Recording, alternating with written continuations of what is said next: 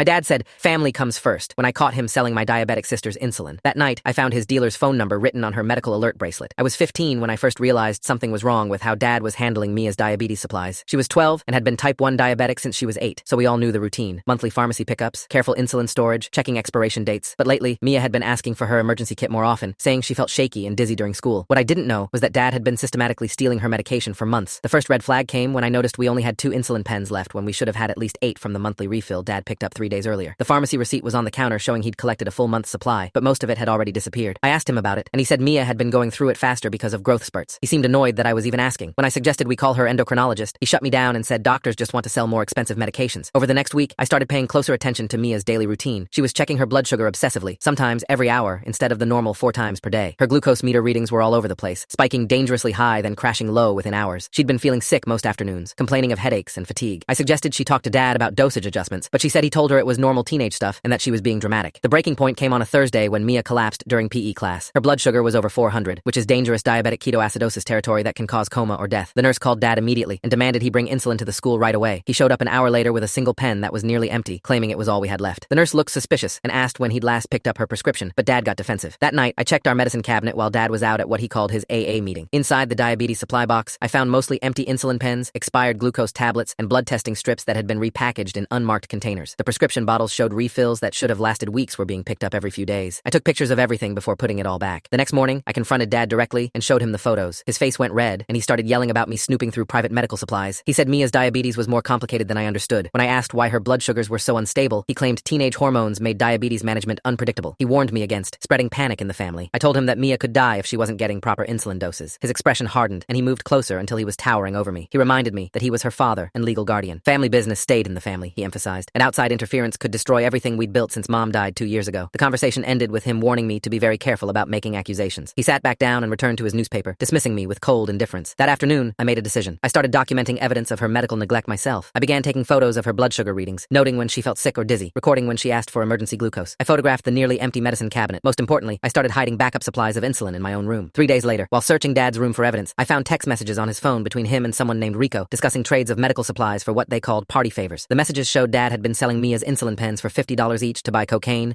methamphetamine, and prescription painkillers. He was literally choosing drugs over his diabetic daughter's life. The messages went back months. To see how I saved my sister, watch the full story on my channel or linked below.